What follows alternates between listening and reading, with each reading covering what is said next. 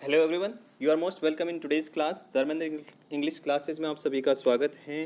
Today will see the MCQ type questions keeping quite.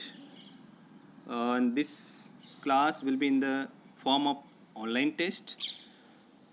Class 12th book first Flamingo book से देख रहे हैं हम, जिसमें poetry section poem number 3 keeping quiet, इसके एमसीक्यूज देख रहे हैं and we'll see all the MCQs from this poem। और लगभग we'll see 60 MCQ type questions, और इस पोइम में से सारे MCQ टाइप क्वेश्चंस दिए गए हैं। तो आप अगर इस चैप्टर को कम्प्लीटली प्रिपेयर करना चाहते हैं MCQ पर्पज़ से, तो आपको इस वीडियो के लास्ट तक बने रहना है, ताकि आप इस पोइम के सारे MCQs प्रिपेयर कर पाएँ और किसी भी तरह का अगर MCQ टाइप क्वेश्चन आता है तो उसको इजी वे में सोल्व कर पाएंगे। Let's begin today's class 12th start quiz. First question, what is the poem speak about? ये जो पोइम है किसके बारे में बताती है? Option number A, a necessity to work quietly. None, the necessity to be happy, no. Option number D, the necessity to introspect, understand and have feelings of brotherhood. Yes, the correct option is D, the necessity to introspect। introspect का मतलब क्या होता है? आत्मविश्लेषण, looking inward, और self examination. जो हम खुद के बारे में एग्जामिनेशन करते हैं उसको हम कहते हैं इंट्रोस्पेक्ट या इंट्रोस्पेक्शन। ये मोस्ट इम्पोर्टेंट कीवर्ड है इस पोइम का, इंट्रोस्पेक्शन, और इंट्रोस्पेक्ट वर्ब के रूप में भी यूज कर सकते हैं हम। द नेसेसिटी टू इंट्रोस्पेक्ट, कि अपना खुद का आत्मविश्लेषण करना, समझना, और ब्रदरहुड की feelings. Question number 2, the poet Pablo Neruda appeals for stillness till he counts to. जो इसके पोइट हैं पाब्लो नेरुडा, वो अपील करते हैं हमारे से कि हमें स्टिलनेस फॉलो करनी है, शांत रहना है, बोलना नहीं है, मूवमेंट नहीं करना है, जब तक कि वो काउंट करेंगे। कब तक? 10 तक, 11 तक, 12 तक, 13 तक, नो। तो correct option is 12। It's given clearly in the poem that the poet will count till 12। Clearly दे रखा है पोइम में कि पोइट 12 तक काउंट करेंगे। Question number 3, what is poet's pen name? Poet का पेन नेम क्या है, निक नेम क्या है, और पोइट का फुल नेम क्या है? नेप्ताली, रिकार्डो, रेइज, बसोल्टो, ये इसका फुल नेम है। ये भी क्वेश्चन में आ सकता है। और इसका पेन नेम क्या है? Pablo Neruda. तो correct option is A, pen name is Pablo Neruda and full name is Neftali Ricardo Reyes Basoalto. Question number 4, when all of us remain still the fisherman will harm whales. जब हम सभी still रहेंगे, बिना movement के रहेंगे, तब fisherman whale मछलियों को नुकसान पहुंचाएंगे। तो ये ऑप्शन इनकरेक्ट हैं, तो इसका क्या है? ये फॉल्स है। तो पोइम में क्लियरली मेंशन कर रखा है कि जब हम स्टिल रहेंगे तब व्हेल्स मछलियों को नुकसान नहीं पहुंचाया जाएगा फिशरमैन के द्वारा। तो इसमें उल्टा पूछा गया है, तो ये लाइन फॉल्स हैं, गलत हैं, इनकरेक्ट हैं। Question number 5, what is the original language of the poem? The original language of this poem is Spanish. Question number 6, the salt gathering man would look at their injured। जो salt gathering person है वो अपने injured legs को देखेंगे, elbow को देखेंगे, hands को देखेंगे, या फिर इनमें से किसी को नहीं देखेंगे। तो पोइम में क्लियरली मेंशन है कि जब हम स्टिल रहेंगे, मोशनलेस रहेंगे, बिना हलचल किए हुए रहेंगे कुछ पल के लिए, तब जो सॉल्ट गैदरिंग पर्सन है, जो नमक इकट्ठा करने वाले जो पर्सन हैं, वो अपने इंजर्ड हैंड्स को देख पाएंगे। तो correct option is C. Question number 7, why does the poet ask people not to speak. जो पोइट हैं इसके, वो लोगों से नहीं बोलने के लिए क्यों क्यों कहते हैं? Ask people not to speak, ऐसा क्यों कहते हैं? See the options. He doesn't like noise, उसको नॉइज पसंद नहीं है पोइट को। बिकॉज इट क्रिएट्स बैरियर्स और obstacles in the form of misunderstanding amongst people, क्योंकि ये बैरियर क्रिएट करता है और ऑब्स्टिकल क्रिएट करता है। बैरियर्स का मतलब क्या होता है? बाधा या फिर इंटरप्ट। ऑब्स्टिकल्स का मतलब ये होता है बाधा, या फिर हम कह सकते हैं इसको रेस्ट्रिक्शंस। तो ये बैरियर्स और ऑब्स्टिकल क्रिएट करता है किस फॉर्म में? मिसअंडरस्टैंडिंग अमंगस्ट पीपल, कि वो लोगों के बीच में मिसअंडरस्टैंडिंग होती है। तो ये करेक्ट ऑप्शन है। Because it creates noise, it makes things unpleasant. No. तो see once again this question, why does the poet ask people not to speak. जो पोइट है लोगों से नहीं बोलने के लिए क्यों कहता है? तो इसका करेक्ट ऑप्शन क्या है? बिकॉज इट क्रिएट्स बैरियर्स, मतलब अगर बोलेंगे लोग तो ये बैरियर क्रिएट करेगा और लोग चुप नहीं रह पाएंगे। तो इसकी वजह से पोइट कह रहा है कि आपको क्या करना है? स्टिल रहना है, बोलना नहीं है, ताकि बैरियर क्रिएट नहीं हो, ऑब्स्टिकल्स क्रिएट नहीं हो। Question number 8, where are whales found. Whales मछली कहाँ पाई जाती है? इन द सी, समुद्र में पाई जाती है। इन द पॉन्ड, तालाब में पाई जाती है। इन द वेल, कुएं में, या फिर इन द होम, घर में। तो correct option is whales are found in the sea. Question number 9, how is keeping quiet related to life and can change attitude. How is keeping quiet, जो poem है keeping quiet, वो life से किस प्रकार से रिलेटेड हैं और वो अपने एटीट्यूड को किस तरीके से चेंज कर सकती है ये poem. See the options. Helps to scratch one's soul, ये किसी के सोल को स्क्रैच करने में हेल्प करती है। Helps to develop new thinking process, ये भी हो सकता है। It helps to think and scratch soul, ये भी हो सकता है। All of these, yes. The correct option is D, all of these. ये सभी ऑप्शंस करेक्ट हैं। Question number 10, victory with no survivors, this line shows. ऐसी विक्ट्री जिसमें कोई सर्वाइवर नहीं बचे, कोई जीवित व्यक्ति नहीं बचे, ये लाइन क्या शो करती हैं? Humanity, triumph, inhumanity, none of these. तो इनह्यूमैनिटी का मतलब क्या होता है? निर्दयता या क्रूलिटी। अगर कोई भी सर्वाइवर नहीं बचेगा तो ये क्रूलिटी होगी, निर्दयता होगी। Question number 11, what does the poem keeping quite teach us. ये जो पोइम है कीपिंग क्वाइट, वो हमें क्या टीच करती है, क्या सिखाती है? To be peaceful, thoughtful and have feelings of brotherhood. Yes, ये करेक्ट ऑप्शन हो सकता है। ये हमें सिखाती पीसफुल होना, थॉटफुल होना, कि किसी के बारे में विचार कर सकें, और ब्रदरहुड की फीलिंग्स को शो करना। हाउ टू मेंटेन साइलेंस, ये सिखाती है साइलेंस कैसे रखें। No, not to make noise, speaking creates noise. तो करेक्ट ऑप्शन क्या है? A, to be peaceful, thoughtful and have feelings of brotherhood. Question number 12, those who launch wars are asked to put clean clothes. जो wars launch करते हैं, जो युद्ध करते हैं, उनसे कहा गया है कि आप क्लीन क्लोथ्स पहनो, मतलब उसके ऊपर खून के धब्बे नहीं लगने चाहिए, आपके कपड़े, क्लोथ्स क्लीन होने चाहिए। Is this correct option? Yes, this is correct option. Correct, तो ये ट्रू है।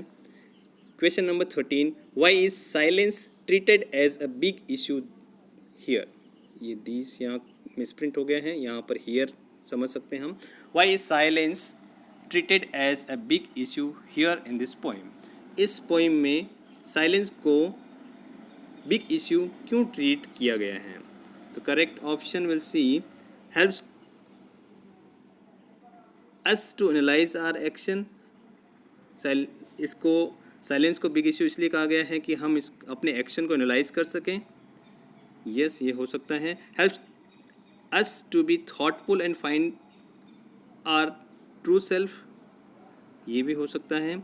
It helps to search our soul, yes all of this, yes correct option is D all of this. तो आपको क्या करना है कि जो ऑप्शंस में आ रहे हैं 4 ऑप्शंस, सारे ऑप्शंस देखने हैं और उसके बाद में डिसीजन लेना है कि कौन सा ऑप्शन मोस्ट सुटेबल ऑप्शन है। तो आपको लाइटली एक ही ऑप्शन देख के आगे नहीं बढ़ना है। अगर आप यहाँ पर ये मिस्टेक करते हैं कि ये आपने ये वाला ऑप्शन देखा और ये करेक्ट हो गया और इसको आपने टिक मार्क लगा दिया और उसमें फिल कर दिया होमवर्क शीट में, तो आपके ये क्वेश्चन रॉन्ग हो जाएगा। तो आपको क्या करना है, भले ही आपको आ रहा है कि हिंट मिल गया है फर्स्ट ऑप्शन में कि ये करेक्ट हो सकता है, फिर भी आपको चारों ऑप्शन देखना है और नो टू येस पे जाना है। अगर कन्फ्यूजन क्रिएट होता है तो सबसे पहले आपको क्या करना है, जो नहीं हो सकता उसको क्रॉस करना है और वहाँ से लेकर आपको येस तक पहुँचना है। तो option question number 14, what is the meaning of Triumph in the poem keeping quiet? Keeping quiet में ट्रायम्फ का मतलब क्या बताया गया है? वैसे नॉर्मल मीनिंग भी यही होता है जो यहाँ पर बताया गया है। ट्रायम्फ का मतलब होता है विक्ट्री, विजय। Question number 15, what can be a cure or an antidote to violent action? Violent action, जो हिंसा वाले जो एक्शन हैं, उसका क्योर क्या है, उसका इलाज क्या है? एंटीडोट क्या है उसका? एंटीडोट का मतलब क्या होता है? रोकने वाला या फिर प्रोहिबिटर। कौन सी चीज़ है जो वायलेंट एक्शंस को रोक सकता है? तो polished language, no. Speaking practice, no. Practice of silence, yes practice of silence, silence की प्रैक्टिस से हम वायलेंट एक्शंस को रोक सकते हैं। तो option number C is correct. Question number 16, the poet Pablo Neruda wants all of us to get a moment for introspection. The poet Pablo Neruda, जो इसके पोइट हैं Pablo Neruda, wants all of us, वो हम सभी से चाहते हैं to get a moment for introspection, कि हम कुछ पल कुछ मोमेंट निकालें अपने इंट्रोस्पेक्शन के लिए। इंट्रोस्पेक्शन हियर अगेन मीन आत्मविश्लेषण या फिर लुकिंग इनवर्ड या फिर हम कह सकते हैं सेल्फ एग्जामिनेशन, कि हम पोइट के अनुसार हम सेल्फ एग्जामिनेशन करें, लुकिंग इनवर्ड अपने अंदर की तरफ देखें और अपना खुद का आत्मविश्लेषण करें। तो ये लाइन करेक्ट है या नहीं? तो ये लाइन करेक्ट है, ट्रू है। तो option number B is correct.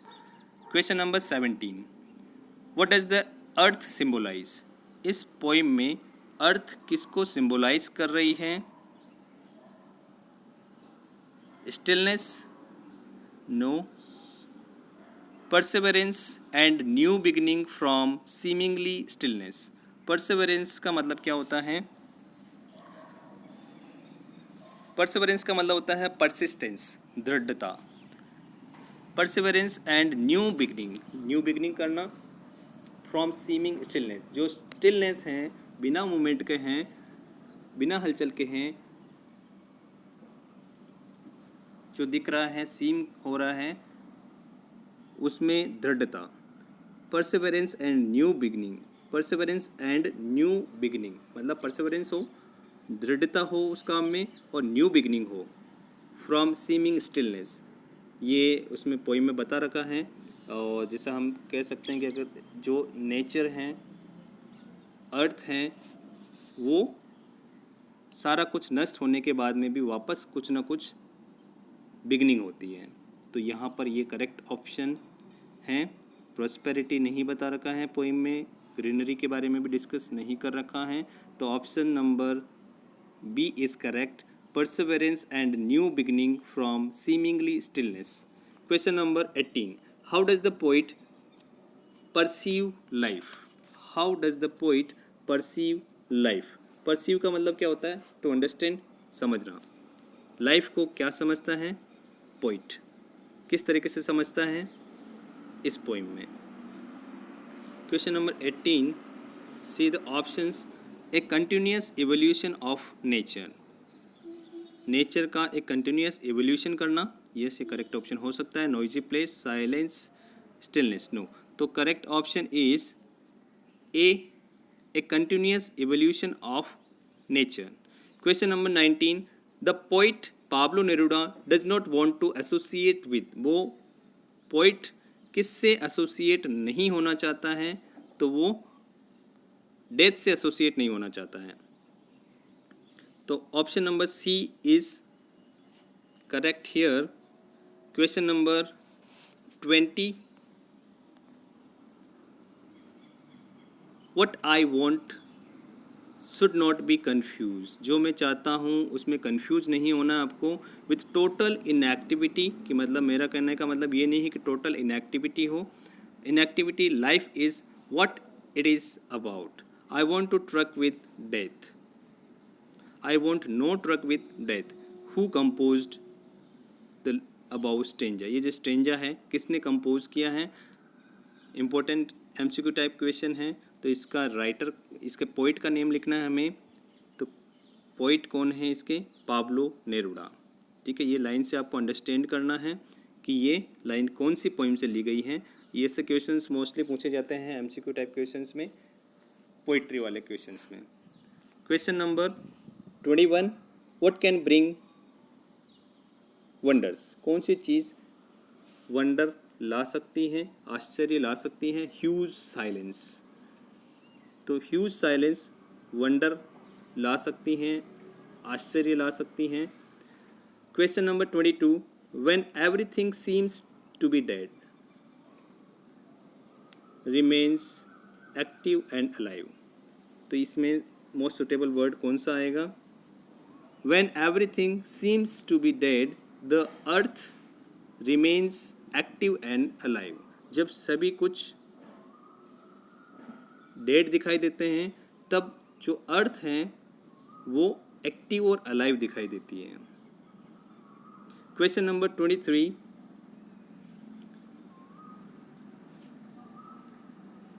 If we indulge ourselves in the nature. अगर हम, इंडल्ज का मतलब क्या होता है? इंक्लूड होना, शामिल होना. If we indulge ourselves in the nature a good remedy to the problems can be achieved. अगर हम नेचर के कार्यों में, नेचर में इंक्लूड होते हैं, शामिल होते हैं, तो हमें एक अच्छी रेमेडी मिलती है, उपचार मिलता है जो हमारे प्रॉब्लम्स हैं उसके लिए वो अचीव किया जा सकता है. तो इसके अंदर option number A true line है ये according to the poem. Question number 24. Why does the poet request people to keep quiet? Poet लोगों से रिक्वेस्ट क्यों करता है कि आप चुप रहो, क्वाइटनेस फॉलो करो. टू अवॉइड नॉइस, की आवाज़ नहीं हो. टू बी फ्रेंडली, फ्रेंडली होने के लिए. इन the hope of becoming more thoughtful and peaceful. इस होप में कि आप ज़्यादा थॉटफुल बनो और पीसफुल बनो. यस ये करेक्ट ऑप्शन हो सकता है. Maintain silence, no. तो correct option is C, in the hope of becoming more thoughtful and peaceful. Question number 25. How can the moments of no activity help people. किस तरीके से जो मोमेंट्स हैं बिना एक्टिविटी के वो लोगों की हेल्प कर सकते हैं? दे विल बी हैप्पी, लोग हैप्पी होंगे. They will work easily. They will be healthy. To relax and be more thoughtful, relax होंगे और मोर थॉटफुल होंगे. तो correct option is D.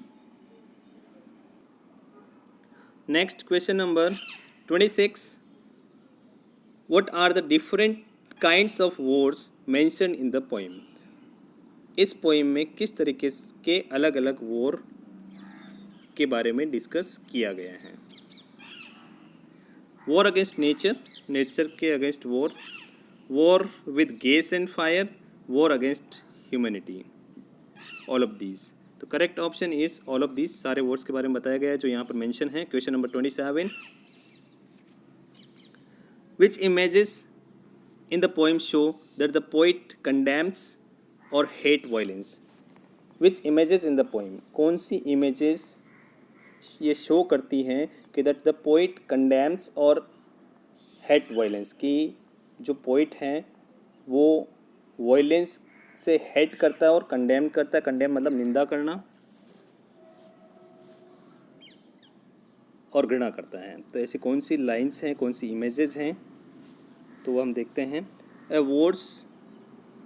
Words leaving behind no survivors to celebrate, poets refusal to deal with death, fishermen not harming whales, all of these। तो correct option is D, all of these। इन सभी बातों के बारे में बताया गया है poem में।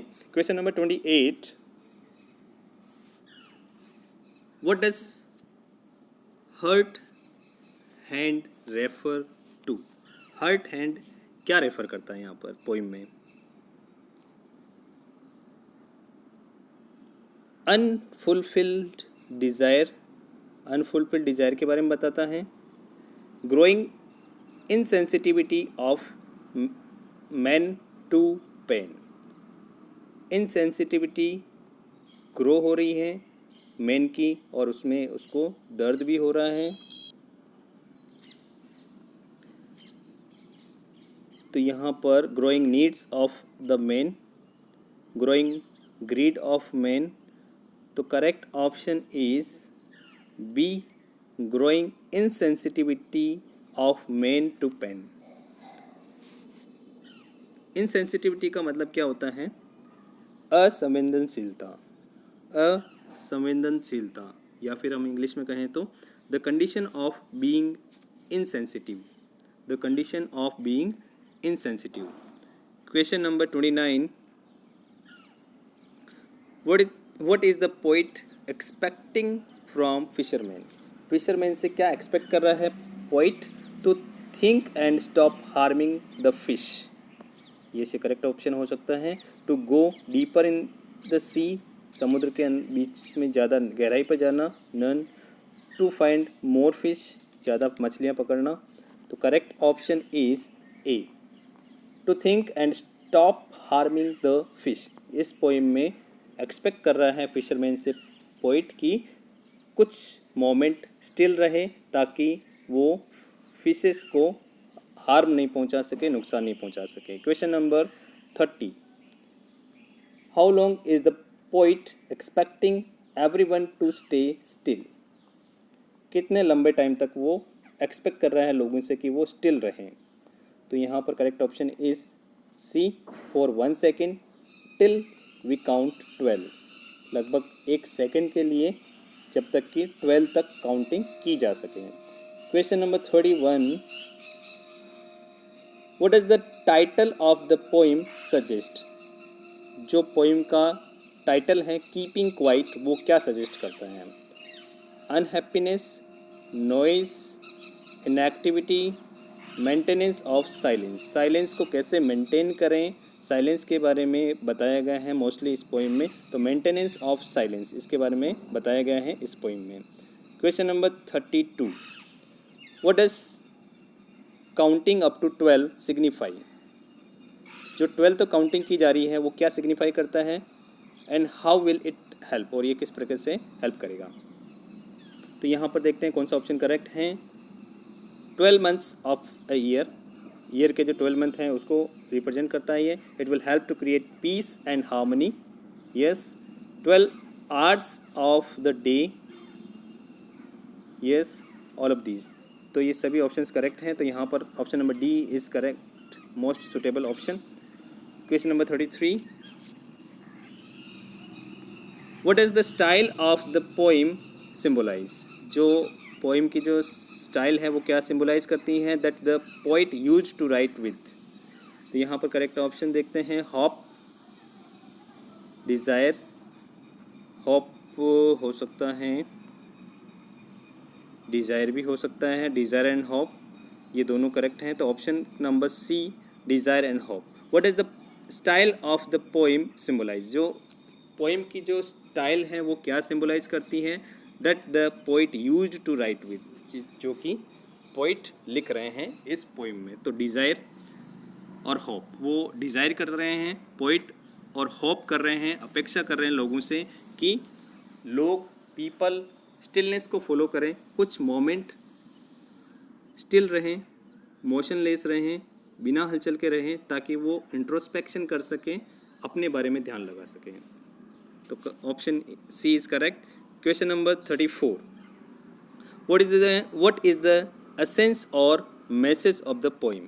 इस पोइम का क्या मैसेज है, पोइट क्या मैसेज देना चाह रहा है यहाँ पर, और पोइम कौन सी है, कीपिंग क्वाइट। तो अगर ऐसा वाला क्वेश्चन आता है तो ब्रैकेट में आपके पोइम का नेम आ जाएगा, जो पोइम है कि ये जो पोइम है क्या मैसेज दे रही है। इस टाइप के क्वेश्चंस मोस्ट इम्पोर्टेंट क्वेश्चंस हैं कि पोइम के बारे में पूछा जा सकता है कि ये पोइम क्या मैसेज दे रही है।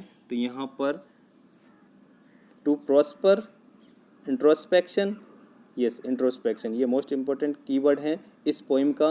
इंट्रोस्पेक्शन का मतलब क्या होता है, आत्मविश्लेषण, लुकिंग इनवर्ड, या फिर सेल्फ एग्जामिनेशन, जो हम अपने बारे में सोचते हैं, अपने बारे में एग्जामिनेशन करते हैं। To be happier, to reach out more people, no. तो correct option is B, introspection. Question number 35, according to the poet what creates barriers. Poet के अकॉर्डिंग कौन सी चीज़ बैरियर क्रिएट करती हैं। तो लैंग्वेज हैं जो बैरियर क्रिएट करती हैं। Question number 36, how will keeping quiet protect our environment. अगर हम क्वाइटनेस फॉलो करते हैं, स्टिल रहते हैं, तो एनवायरनमेंट कैसे सेव होगा। प्रोटेक्ट मतलब to save. People will not fight, no noise will be there, by creating peace and brotherhood feelings. Yes, peace create करना, शांति क्रिएट करना और भाईचारे की भावना क्रिएट करना। तो correct option is C, by creating peace and brotherhood feelings. Question number 37, what is number 12 represent. यहाँ पर पोइम में कीपिंग क्वाइट में नंबर 12 क्या रिप्रेजेंट करता है। अर्थ को रिप्रेजेंट करता है, नो। क्लॉक को रिप्रेजेंट करता है, नो। क्रिकेट प्लेयर्स को रिप्रेजेंट करता है, no. Hours of the day and months of a year. एक दिन में 12 आवर्स, वैसे 24 आवर्स होते हैं लेकिन 12 तक काउंटिंग किया जा रहा है, उसको रिप्रेजेंट करता है कि मैं 12 तक काउंट करूँगा। एंड मंथ में जो ईयर होते हैं 12, उसको रिप्रेजेंट करने के लिए कहा गया है। यस, तो इसमें करेक्ट ऑप्शन 4 ऑप्शन में से most suitable correct option is D, hours of the day and months of a year. Question number 38, what can human beings learn from nature. Human beings nature से क्या learn कर सकते हैं। Keeping quiet, working with silence, beauty, to be happy. तो ये अपने को जो आंसर देना है वो पोइम के अकॉर्डिंग देना है। तो इसमें most suitable option is working with silence, क्योंकि नेचर जो है वो साइलेंस के साथ में वर्क करती है। Question number 39, what symbol from nature the poet uses to prove that keeping quiet is not total inactivity. कौन सा सिंबल यूज़ करता है पोइट नेचर से, जिससे ये शो होता है कि कीपिंग क्वाइट टोटल इनएक्टिविटी नहीं है। तो यहाँ पर नेचर एंड अर्थ दोनों का एग्जांपल दे रखा है पोइम में। Earth, soil, no. तो correct option is A, nature and earth. Question number 40, how will silence benefit the man and nature? Man और नेचर को साइलेंस किस तरीके से बेनिफिट पहुंचाएंगे? तो आप will see the options. Man will be healthy, man will know nature better, आदमी nature को अच्छी तरीके से जान पाएंगे। Man will stop hurting nature, जो आदमी हैं वो नेचर को हर्ट करना स्टॉप कर देंगे। And both will heal themselves, और दोनों एक दूसरे को हील करेंगे। Both will be friends. तो correct option is C, man will stop hurting nature and both will heal themselves. Question number 41, while gathering salt, what will happen to the man if he keep silent for a moment? While gathering salt, salt इकट्ठा करते time पर what will happen to the man? आदमी को क्या होगा अगर वो silent रहता है?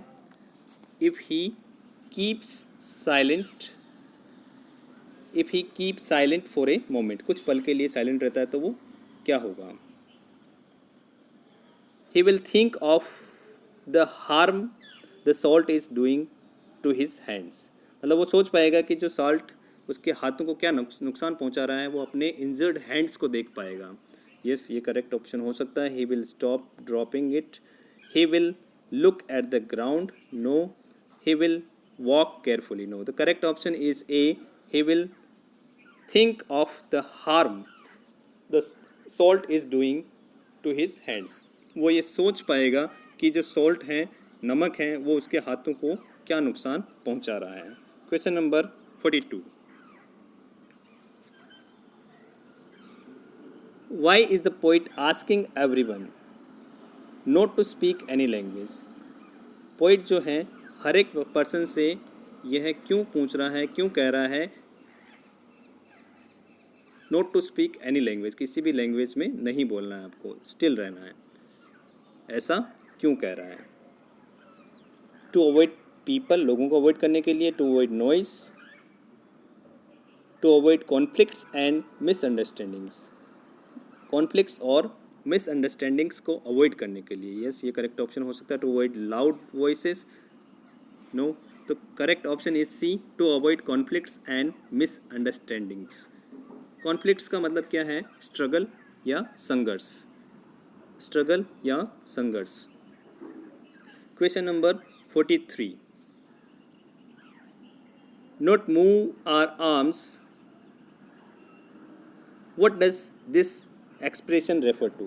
कि अपने आर्म्स को, अपने हाथों को नहीं हिलाना, तो ये एक्सप्रेशन क्या शो करता है, किस बात को रेफर करता है? To be inactive, sit quietly, stand quietly, sitting still without any movement. Still बैठे रहना, बिना हिले डुले बैठे रहना, बिना किसी मूवमेंट के। तो correct option is D, sitting still without any movement. Next question number 44, what should not be confused with total inactivity or death? कौन सी चीज़ कंफ्यूज नहीं की जानी चाहिए? What should not be confused with total inactivity और death? Total inactivity और death के संबंध में कौन सी चीज़ से कंफ्यूज नहीं होना चाहिए? Talking people, no. Stillness and silence, इससे कंफ्यूज नहीं होना चाहिए। ये मेंशन कर रखा है पोइम में कि मैं जो बात, पोइट कह रहा है कि मैं जो बात कर रहा हूँ स्टिलनेस की और साइलेंस की, उससे आपको कंफ्यूज नहीं होना है। ऐसा नहीं समझना है कि आपको टोटल इनएक्टिव हो जाना है। तो यहाँ पर क्या है? Option number B is correct, stillness and silence. Question number 45, what is the sadness in the poem that the poet speaks about? What is the sadness? कौन सा सैडनेस के बारे में बताया गया है इस पोइम में? पोइट ने किसके बारे में बताया है, जिसमें सैडनेस के बारे में बताया गया हो। Unnecessary movements, no. Violence because of unthoughtfulness of the people, हाँ ये करेक्ट ऑप्शन हो सकता है। फाइटिंग के बारे में नहीं बता रखा है, स्पीकिंग अलाउड इसके बारे में नहीं बता रखा है, तो correct option is violence because of unthoughtfulness of the people, ये करेक्ट ऑप्शन है। Question number 46, what is always alive even when everything seems to be dead or still? What is always alive? कौन सी चीज़ always alive रहेगी even when everything seems to be dead, जबकि सारी चीज़ें dead और still नज़र आ जाए, लेकिन कौन सी चीज़ हमेशा alive रहेगी? Earth and nature are always alive. Yes, earth and nature are always alive. Rivers, mountains, sun, no. The correct option is A. Earth and nature are always alive. Question number 47, what does the poet want people to do for 1 second? 1 second के लिए poet जो है क्या कहता है कि क्या करना चाहिए? What does the poet want? क्या चाहता है पोइट पीपल, लोगों से, टू डू फॉर 1 सेकेंड, लोगों से क्या चाहता है वो 1 सेकेंड के लिए? To be silent and motionless, कि साइलेंट हो जाओ, मोशनलेस हो जाओ, बिना हलचल के हो जाओ, अपने बारे में सोचो। Yes, stand quietly, close your eyes, to sing. The correct option is A, to be silent and motionless. Question number 48, what will happen if there are no engines and no crowd? क्या होगा अगर कोई भी engine नहीं चलेंगे, जैसे अपने गाड़ी व्हीकल्स में इंजन्स होते हैं वो नहीं चल रहे हैं, और क्राउड नहीं होगा, तो क्या होगा? नो ट्रैफिक रश, ये अपने को आंसर देना है according to poem. Noise will not be listened, आवाज़ें नहीं सुनाई देगी। It will create a perfect happy moment, perfect और हैप्पी मोमेंट क्रिएट होगा इसकी वजह से। No crowd, no on roads, no. तो correct option is C, it will create a perfect happy moment. अगर इंजन्स वर्क नहीं करेंगे, क्राउड नहीं होगी, तो क्या होगा? परफेक्ट हैप्पी मोमेंट क्रिएट होगा। Question number 49, question number 49 is what would everyone feel at that exotic moment? हर एक पर्सन क्या फील करेगा उस एक्सोटिक मोमेंट पर? एक्सोटिक का मतलब क्या होता है? स्ट्रेंज या फिर extra ordinary. What would everyone feel at that exotic moment? Exotic moment पर क्या फील करेगा हर एक पर्सन? तो यहाँ पर देखते हैं कौन सा ऑप्शन करेक्ट है। Content, happy, strange, blissful and wellness. तो यहाँ पर अकॉर्डिंग टू द पोइट हर एक पर्सन स्ट्रेंजनेस फील करेगा, ब्लिसफुल फील करेगा। ब्लिसफुल का मतलब क्या है? चियरी, हैप्पी, आनंदित। और वननेस, वननेस का मतलब क्या है? यूनिटी, एकता। Dancing, no. तो correct option is C, strange, blissful, oneness. Question number 50, why is the moment of silence called exotic? जो साइलेंस का जो मोमेंट है, जो चुप रहने का जो मोमेंट है, उसको एक्सोटिक क्यों कहा गया है? स्ट्रेंज क्यों कहा? एक्सोटिक का मतलब क्या होता है? स्ट्रेंज या फिर एक्स्ट्रा ऑर्डिनरी क्यों कहा गया है? Option number A, because of the gathering, इकट्ठा होने की वजह से, because of large gathering, no. Because of the beautiful scenery around, no. Because of perfect peace and harmony, कि परफेक्ट पीस, परफेक्ट शांति होगी और हार्मनी होगी, तो इसकी वजह से इसको एक्सोटिक मोमेंट कहा गया है, because of perfect peace and harmony. Question number 51, what is the full name of the poet Pablo Neruda? Important MCQ type questions के अंदर है, पाब्लो नेरुडा का फुल नेम क्या है? तो यहाँ पर आपको करेक्ट स्पेलिंग लर्न करनी है। स्पेलिंग्स में आपको कन्फ्यूजन क्रिएट किया जा सकता है, वर्ड अलग दिया जा सकता है, या फिर सेम स्पेलिंग में आपके जो लेटर्स हैं वो डिफरेंट दिए जा सकते हैं। तो यहाँ पर correct option is A, Neftali, Ricardo, Reyes, Basoalto. Option number A. यहाँ पर कन्फ्यूजन क्रिएट किया जा रहा है, ये दूसरे ऑप्शंस में आप देख सकते हैं।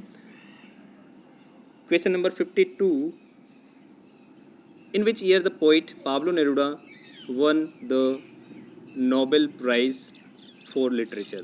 कौन से साल में पाब्लो नेरुडा को लिटरेचर पर नोबेल प्राइज़ मिला? तो करेक्ट ऑप्शन इज़ बी, 1971। 1971 में पाब्लो नेरुडा को लिटरेचर फील्ड में नोबेल प्राइज़ मिला। Question number 53, now we will count to 12 and we will all keep still. ये पोइम की स्टार्टिंग 2 लाइन्स हैं। विच literary device is used here? यहाँ पर कौन सा लिटरेरी डिवाइस यूज किया गया है? तो लिटरेरी डिवाइस जो यूज किया गया है यहाँ पर इंजैपमेंट यूज किया गया है। इंजैपमेंट का मतलब क्या होता है?